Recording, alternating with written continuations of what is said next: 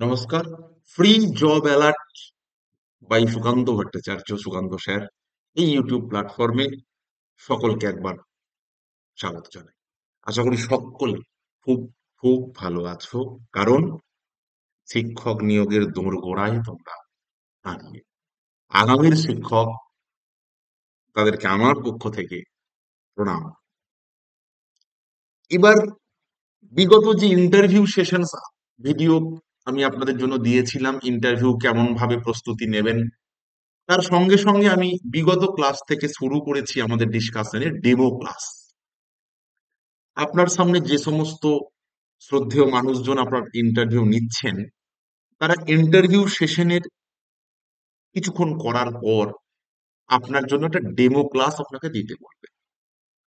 এবার demo class যখন আপনি নেবেন, অবশ্যই সেই ক্লাসটা কোনো না কোনো একটা টপিকে নেবেন।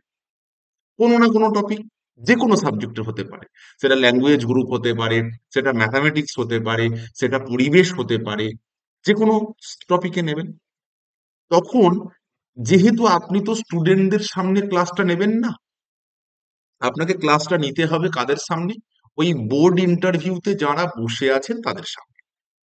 এবার খুব স্বাভাবিক বিষয়, যেহেতু তারা আপনার থেকে মানে, সম্মানে এবং পদে তিনটেতেই উচ্চতর জায়গায় আছেন, সেজন্য তাদের কাছে অবশ্যই আপনাকে একটা পারমিশন, একটা অনুমতি নিতে হবে যে আমি এই যে ক্লাসটা নিচ্ছি, এটি কি একটি কল্পিত ক্লাসরুম বিবেচনা করে নিতে পারি।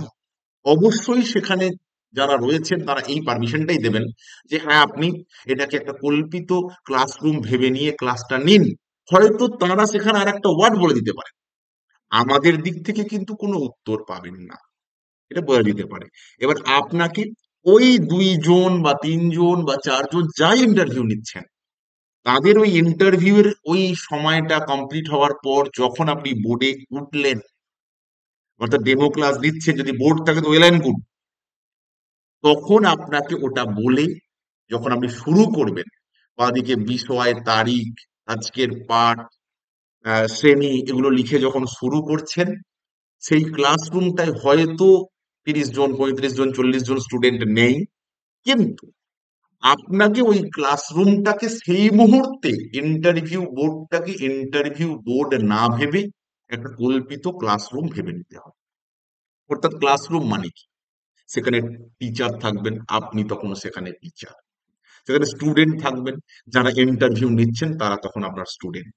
তাহলে অবশ্যই ওই কল্পিত ক্লাসরুম ভেবে নেওয়ার পরে টিচার স্টুডেন্ট ইন্টারাকশন এমনই করতে হবে যেমন আপনি একটা নর্মাল ক্লাসে করে থাকেন বা আগামী দিনে করবেন। তাই কল্পিত ক্লাসরুমটা মাথায় কিন্তু কল্পনার নয়, মাথায় ওটা ন্যাচারাল ক্লাসরুম। তার কারণ, আমরা যদি কল্পিত ক্লাসরুমটাকে কল্পিত ক্লাসরুম ভেবে নিই, তাহলে কল্পিত পড়ানো হবে। আর কল্পিত ক্লাসরুমটাকে যদি ন্যাচারাল অ্যাটমসফিয়ার ভেবে নিই, তাহলে আমার ন্যাচারাল পড়ানোটা হবে। আর ন্যাচারালি যদি আপনি পড়াতে না পারেন, তাহলে পড়ানোটা ভিতর থেকে আসবে না, পড়ানোটা উপরে উপরে হবে। আর উপরে উপরে যদি আপনি পড়ান, যারা আপনার ইন্টারভিউ নিচ্ছেন ওনারা তো অনেক সিনিয়র, ওনারা বুঝে যাবেন। যেমন বলে না, একটা হাঁড়িতে ভাত হচ্ছে, ভাতটা সিদ্ধ হয়েছে কিনা সবকটা ভাত টিপে দেখার পর প্রয়োজন পড়ে না। একটা ভাত টিপলেই বোঝা যায়। এই আপনার যখন শুরু করছেন, আপনি সেই ক্লাসরুমটাকে আদতেও কল্পনার ক্লাসরুম ভাবতে পেরেছেন, নাকি সেই ক্লাসরুমটাকে আপনি নর্মাল ক্লাসরুম ভেবে করাচ্ছেন, এটা ওনারা বুঝে যাবেন। তাই আপনার মুখে হয়তো পারমিশন নিলেন কল্পিত ক্লাসরুম, কিন্তু এক করতে হবে কল্পিত ক্লাসরুমের মতো নয়, ন্যাচারাল ক্লাসরুম, যেখানে টিচার স্টুডেন্ট ইন্টারাকশন হবে ঠিক একটা ক্লাসরুমে যেমন টিচার স্টুডেন্ট ইন্টারাকশন হয়। কিভাবে ক্লাস নেবেন এই ভিডিও আমি পরে দেব। যদি ভালো লাগে, আপনাদের উপকারে আসতে পারে, তাহলে আমার ওই ভিডিও করা সার্থক হবে। সকলে ভালো থাকবেন, ভিতর থেকে সুস্থ থাকবেন। আর এই কটা দিন আপনি নিজেকে টিচার স্বরূপ ভেবে মন মানসিক ভাবে প্রস্তুত হতে থাকুন, কারণ আপনি আগামী দিনের শিক্ষক।